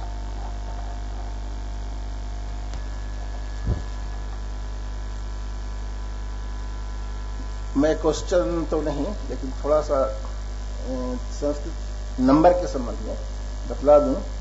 Rigveda में ही सारे संख्याओं का विवरण उपलब्ध होता है। 1, 2, 3, 4, 5, 6, 7, 8, 9, 10 इतने हैं। चत्वारि श्रृंगा त्रयोष्पादा द्वे शीर्षे सप्तहस्ता स्वस्य त्रिधाबद्धो वृषभो रौरवेति महादेवो मर्त्या आदिवेशा। 1, 2, 3 माने 4, 7, 3 इत्यादि का वर्णन इसमें हो गया है। वैसे ही सप्तस्यासन्न प्रधेय स्त्री सप्त 7 का वहां वर्णन हुआ है। यजुर्वेद में तो टेबल भी आ गया है, एकाचमे तीसष्टमे तीसष्टमे, वो टेबल मैंने दिखाया ना, वो हाँ सब आ गया है। और but they are use that table are using that Vinkulam method, and that's easy. और मैं विशेष में बता दूं, 1 से लेकर के अयुत तक निरुक्त कार्यास ने निर्वचन किया है, और इतना ही नहीं, ये सारे जो संख्यावाचक शब्द हैं यही विश्व के प्रायः सभी भाषाओं में रूपांतरित होकर के प्रचलित है। मुझे मैं जो जानती हूँ कि लंदन की स्कूलों में स्टूडेंट्स को ये वैदिक मैथ से क्विक मैथ करके वो लोग सिखाते हैं for better calculation and quick calculation. Thank you for the interesting question and answer session. We are grateful to you for the nice presentation. Thank you very much. So we are left with 2 more speakers. Next will be Dr. Dheeraj Singhi. He will be from the management.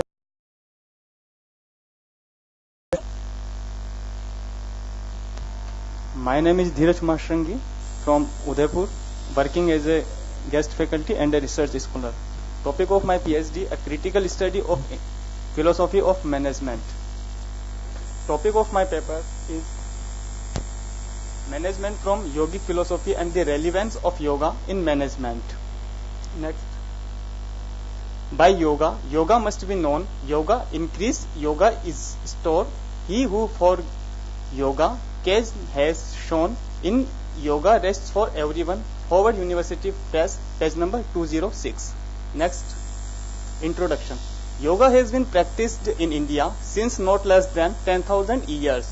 The Yoga Sutra was written as well as compiled in the year 150 BC or 2nd BC by Sage Patanjali is the compiler of the Yoga Sutra, an important collection of aphorisms on yoga practices. The Yoga Sutra contains 4 books Pada.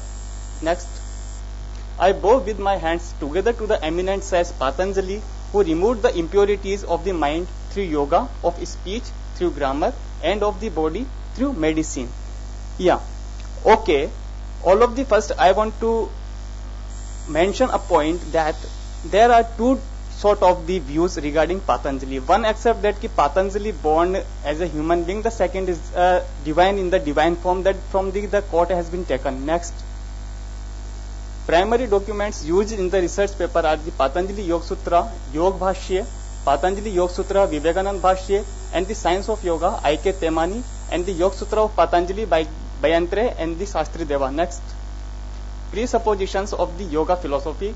There are the 6 presuppositions of the yoga philosophy. Number 1 is Ishwar, karma and incarnation. It means it believes in the cyclic nature of the life. Next is the samskar. Next is mind, prakriti and purush, connection to the supreme through supreme intelligence, super consciousness, supreme God, and the purna like the purnatma. Next, meaning of yoga. Yoga is the control, nirodh, regulation, changing, mastery, integration, coordination, stilling, quieting, setting aside of the modification, gross and subtle, through patterns of the mind fixed. Next, hindrance. There are some of the hindrances. These are the common, so I am not going to interact with these. Next, there are some of the obstacles in the yoga also, like the sickness, languor, doubt, carefulness, laziness, addiction to the objects, erroneous perceptions, and grief, distress, trembling, and sighing are also the accompaniments of these distractions. Next, these are the 8 limbs of the yoga. First, second, third, fourth, and fifth. 6, 7, and 8th both are termed as the Sanyam. Next, one who performs the Sanyam gets so many powers. The 3 processes in Dharma, Dharana, Dhyan, and Samadhi, when taken together on the same subject, place, or the point, is called Sanyam. Next, Dharma made Samadhi. In the case of one who is able to maintain a constant state of Vairagya, ever towards the most exalted states of enlightenment, and to exercise the highest kind of discrimination, Vivek, follows Dharma makes Samadhi. Next, Kaivalya. Kaivalya is the state of enlightenment following reemergence of the gunas because of their becoming devoid of the object of the Purusha.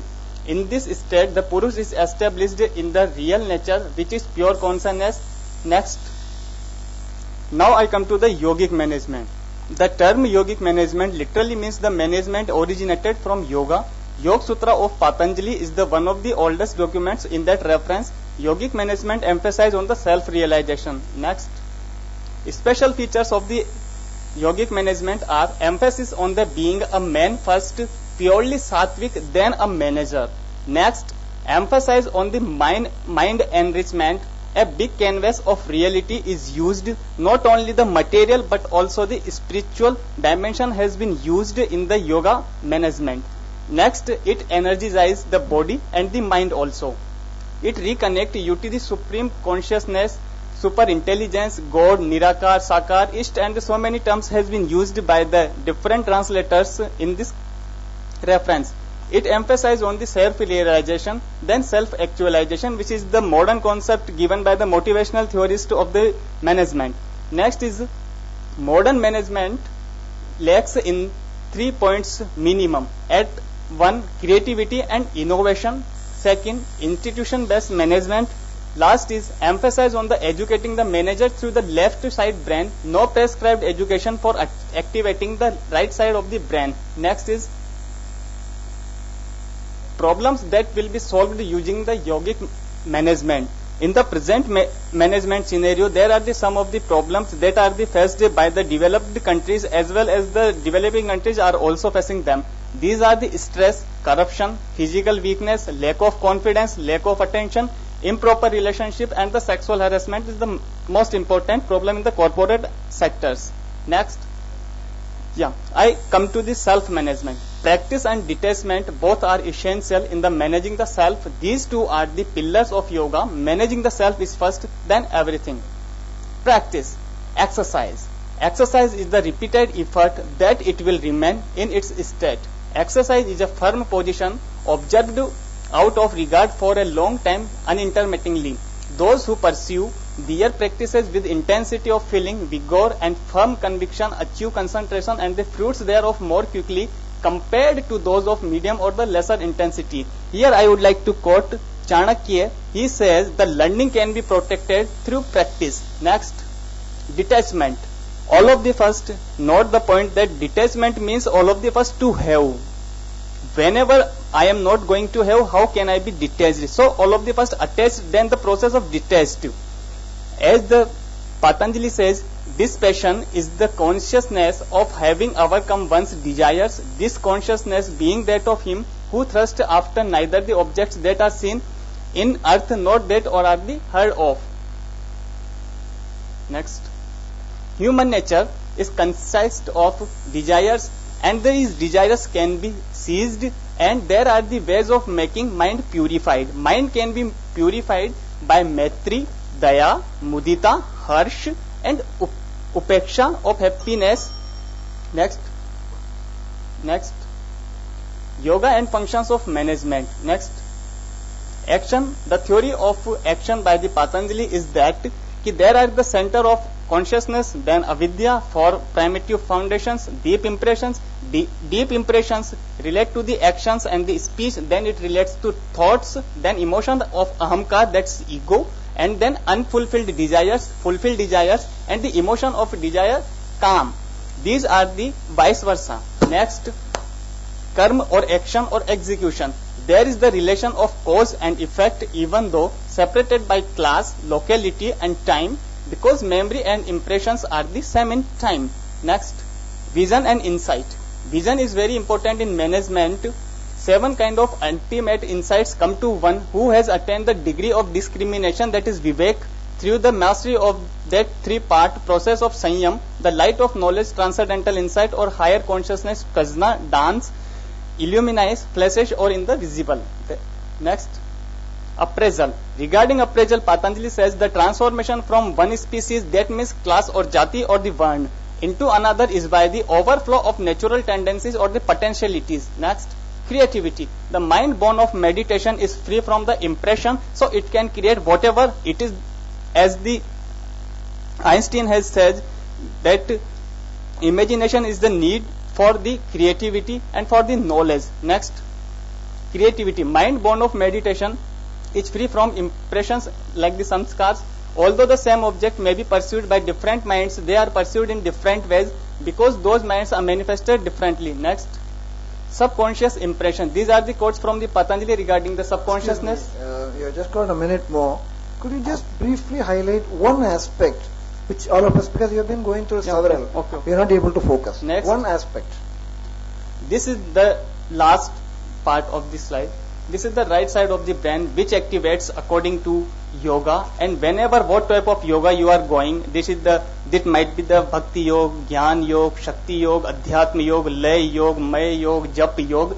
It activates the vision, special senses, body senses, music, memory, emotional memory, intuitions, which are the most key features of the yogic management. Thank you. I think a very good speech, but unfortunately we have to cover so much area within a short space of time. Still, it has given us a good insight into what yoga could do for managers. Questions, please? Question तो नहीं, बहुत अच्छा paper है. एक योगेन चित्तस्य पदेन वाचा मलम शरीरस्य च वैद्यकेन है, वैदिकेन नहीं है. वहां इतना सुधार दीजिएगा. वैद्यकेन, वैद्यक शास्त्र, चरक शास्त्र. अच्छा, ग्रामेटिकल. हाँ, वैद्यकेन. Please make a note of it. He is making a correction on the grammar of the words you have quoted, right? Yeah. I think my request is you have collected a lot of relevant material. Now by this thing it will become almost like a thesis. If you can go into one area and two areas, explain to us, we also will benefit by that. Thank you very much for an excellent paper. Last but certainly not the least is Dr. Chandra Kumari, please. Oh yeah.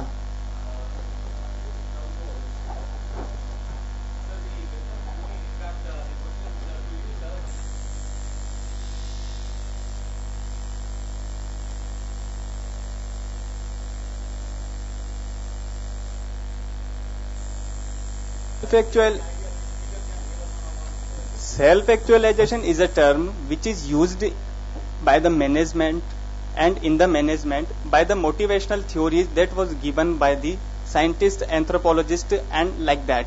They define that men have 5 types of the needs, and according to the needs he progress as his needs complete, and they don't follow the path of asceticism of the Vairagya like the Western theories, and they accommodate the supreme as the self-actualization, and the actualization and the realization is both are the different. Realization means what you are and what can you do in the future, because you are the pure consciousness. I am not the body, I am not the ear, I am not like that anything of the senses and the indriyas like that, but I am the pure consciousness. I think, thank you very much. Honestly, I would not like to attempt an answer to you, because even though you put the question to me, for a simple reason, I have learnt my philosophy through Sanskrit words. This self-actualization, self-realization are English words which can connote different things. For example, what Aurobindo uses, the way he uses the word realization is very different from the way Russell uses it, and again it is different from the way J. Krishnamurti uses it. So when the English words come, my campus doesn't work. The radar starts working in all of a funny way. So excuse me for not answering your question, just because the English words do not coincide with the Sanskrit words. Thank you very much. Sir, and the last question from Madam. Dr. Chandra Kumari. Yes. नमस्ते sir, मेरे research paper का topic है धर्मशास्त्रीय न्याय व्यवस्था तथा वर्तमान युग में उसकी प्रासंगिकता. मेरे शोध पत्र का उद्देश्य ये बता रहा है कि धर्मशास्त्र की क्या न्याय व्यवस्था थी, अर्थात व्यवहार के कितने भेद थे, उसकी क्या प्रक्रिया थी और उसके लिए क्या प्रमाण थे, और उसके आज के समय में क्या योगदान है. विधि का समाज में महत्वपूर्ण स्थान होता है. इसके द्वारा ही एक सभ्य समाज का ढांचा बनता है, जिसके द्वारा अधिक से अधिक नियमों का पालन होता है. वेद में व्यवहार शब्द का प्रयोग नहीं मिलता है, किंतु लड़ाई झगड़े के लिए धर्मशास्त्र में व्यवहार शब्द का प्रयोग किया जाने लगा. व्यवहार शब्द का तात्पर्य यह है कि यदि कोई व्यक्ति जिसे किसी व्यक्ति से किसी प्रकार की पीड़ा या हानि होती है वह राजा या न्याय अधिकारी को सूचित करता है, तब इसे व्यवहार पद कहते हैं। और जिन विवादों के ऊपर न्याय होता है उसकी संख्या मनु ने 18 बताए हैं। और अगर देखा जाए तो हमारे इस समय भी उन विषयों के अतिरिक्त विवाद के विषय हमारी न्याय व्यवस्था में नहीं है।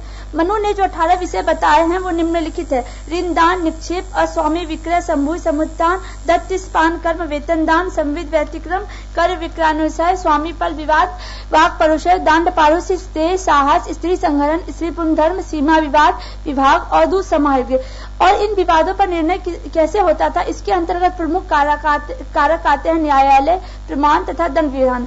न्यायालय, धर्मशास्त्र में न्यायालय न्याय करने के विशेष स्थान को सभा कहा जाता है, जहाँ पर 3 वेदज्ञ ब्राह्मण तथा अन्य जो ब्राह्मण बैठते थे वो राजा से विचार विमर्श करके न्याय करते थे। और किस विवाद को किस तरह प्रस्तुत किया जाए, ऐसा नहीं है कि जो विवाद पहले आया जाए उसका ऐसे होता था। इस विषय में कौटिल्य का कहना है कि यदि कोई सन्यासी, वेदज्ञ ब्राह्मण एवं तीर्थ स्थान, नाबालिग, बूढ़े या रोगाग्रस्त या विपत्तिग्रस्त, अस्थायी या फिर स्त्री के विवाद हो तो इसे प्राथमिकता देनी चाहिए।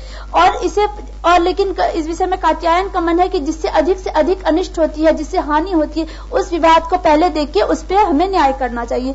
न्याय करने के लिए प्रमाण की सबसे ज्यादा आवश्यकता होती है, क्योंकि व्यवहार शब्द में ही संदेह अंतर्निहित है। वी नाना अर्थे असंदेह हरनम हार उच्यते। अतः निर्णय तब तक नहीं हो सकता है जब तक कि संदेह का निराकरण नहीं हो जाए। धर्मशास्त्रकारों ने प्रमाण के लिए 2 भेद बताए, मानुष तथा दिव्य प्रमाण।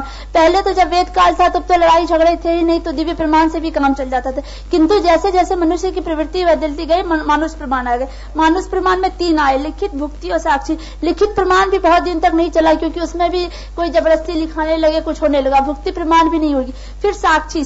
न्याय के प्रमाणों में साक्षी को ही सर्वप्रथम महत्व धर्मशास्त्र में दिया गया। जैसे जैसे धर्म की व्याख्या होती गई और श्रुति का little slow so that we follow you very clearly. Okay, I am going very slow. न्याय के प्रमाणों में साक्षी प्रमाण का सबसे अधिक महत्वपूर्ण होता है। साक्षी अर्थात जिसने घटना का सामने से दर्शन किया हो। साक्षी उसी को बनाना चाहिए जो चरित्र से स्थिर हो और जैसा देखा हो उसने ठीक वैसा ही न्यायालय में कहे।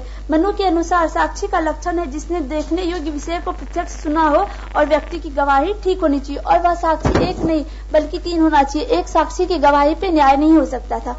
वशिष्ठ धर्मसूत्र के अनुसार साक्षी विद्यमान व्यक्तियों के अनुरूप होने चाहिए। इसलिए कहा गया है कि स्त्रियों की गवाही स्त्रियां ही दे तथा द्विजों की गवाही द्विज भी दे।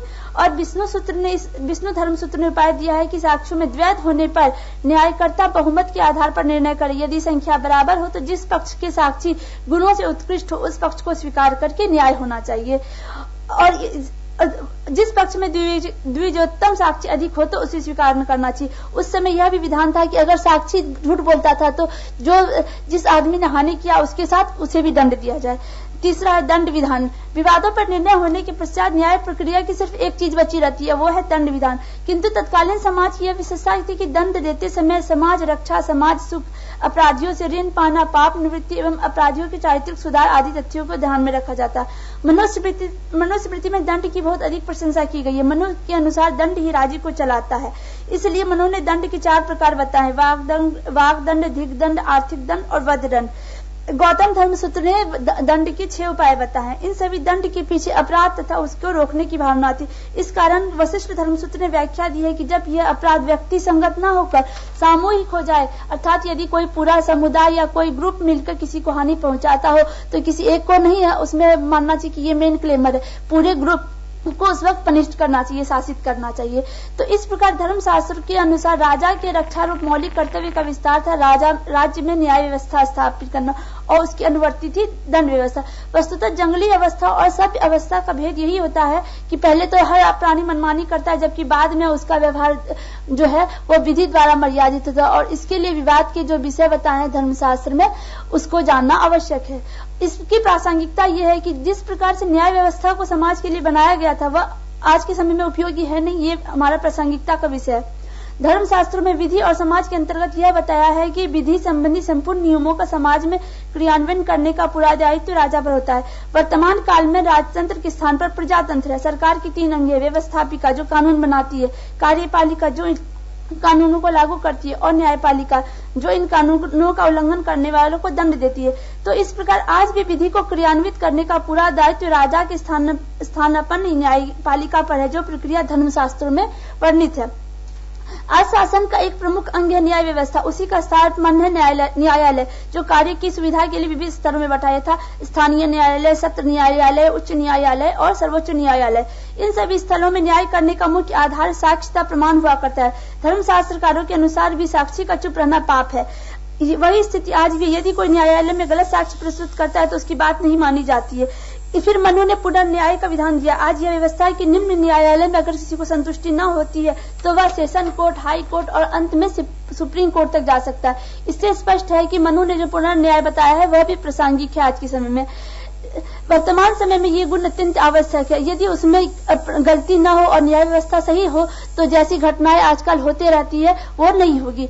तो मेरे पेपर का निष्कर्ष ये है कि किसी भी देश में शांति और व्यवस्था बनाए रखने के लिए, समाज में एकरूपता लाने के लिए जो कार्य स्मृतियां कर रही थी वो हमारा संविधान कर रहा है, क्योंकि संविधान जो है वो हमारी स्मृति पर निर्भर है। किसी भी प्रकार की व्यवस्था के लिए जैसे हम आज संविधान पर नियंत्रित होते हैं और उसमें चेंज नहीं किया जा सकता, जैसे हम वेद में कोई परिवर्तन नहीं कर सकते, उसी तरह आज हम पूर्ण बहुमत ले ले फिर भी प्रजातंत्र के स्थान पर लोकतंत्र को नहीं ला सकते। भारतीय संविधान में 395 अनुच्छेद, 22 भाग तथा 12 अनुसूचियां और इसकी अवतारणिका में 3 मुख्य मूल्य है। वो है समानता, विश्व बंधुत्व और स्वतंत्रता। ये तीनों मूल्य पूरी संविधान के मार्गदर्शक है। अर्थात ये न सिर्फ भारत की व्यवस्था बल्कि जैसा ये वेद का सिद्धांत है विश्व व्यवस्था की मार्गदर्शक है।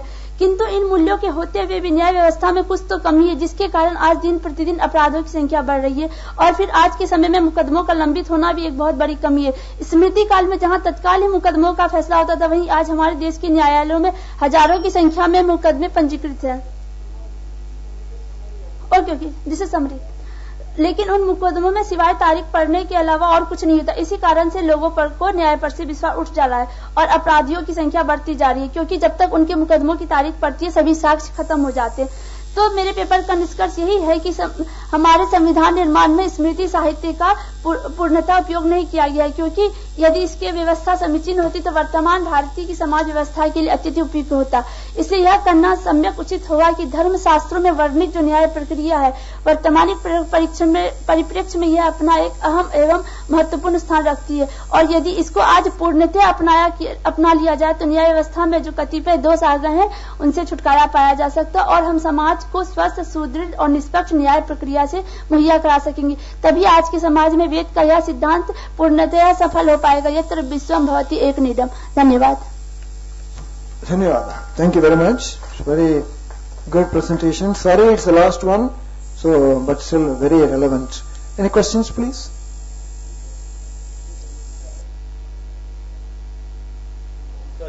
सर समय कम था इसलिए पूरा पेपर नहीं पढ़ा है मैंने। Yeah, there's a question from there. Nobody else is asking, so I am forced to ask. And every candidate deserves one question at least. आपने जो बताया कि हमारी समाज में समानता नहीं है, उस समानता का अर्थ क्या है? समानता क्या संभव है? समाज है जहाँ समानता है या हो सकती हो? हाँ, वेदकालीन समाज था जहाँ समान अब समानता नहीं है। इसके कारण मनुष्य की खुद की प्रवृत्ति है, क्योंकि वो सोचते हैं समगच्छत्वम का सिद्धांत भूल चुके हैं वो कि हम साथ चले। वो सोचते हैं कि हम आगे चले, हमसे लोग पीछे चले। तो इस तरह में समानता आ नहीं सकती है। और भिन्न होने का एक कारण सिर्फ यह नहीं है कि कोई एक कारण है। लोग अपना अधिकार उससे पहले मानते हैं, तो समानता कहाँ से आएगी? और लोग ये भी कहते हैं कि वेद तो प्राचीन साहित्य, इसमें क्या रखा है? तो हमारा जो मूल है जब उसको भूल जाएंगे और जो समानता का मूल सिद्धांत है उसको भूल जाएंगे तो समानता आएगी कहाँ से? इस कारण समानता आ नहीं पा रही है। अगर आप बन जाए प्राइम मिनिस्टर कैसे लेकर आएंगे आप समानता? आपको पूर्ण छूट है, आप प्राइम मिनिस्टर ऑफ इंडिया बना देते हैं, आपने असमानता ले आइए। सर जिस दिन बना देंगे उस दिन उसका आंसर भी ढूंढ लूंगी कि कैसे समानता लाया जाए। और ढूंढना क्या है सर? वेद के सिद्धांत को फिर से पढ़ाया जाए, फिर से संस्कृत भाषा को आगे बढ़ाया जाए, समानता अपने आप आ जाएगी। क्योंकि कहा गया है वेद में कि अगर हम जानवर को भी वेद पढ़ा दे तो उसके अंदर भी ज्ञान आ जाएगा। फिर भी यहाँ तो मनुष्य है जो असमानता करते हैं वो खुद समान हो जाएंगे। I think that was a good one. Any other questions? Well, thank you very much. We had 7 excellent presentations during this session. We want to thank all the presenters who have taken the pain to come out with new ideas, and all the audience, and particularly those who put the questions, and the other members. Thank you very much. Punarmiramaha.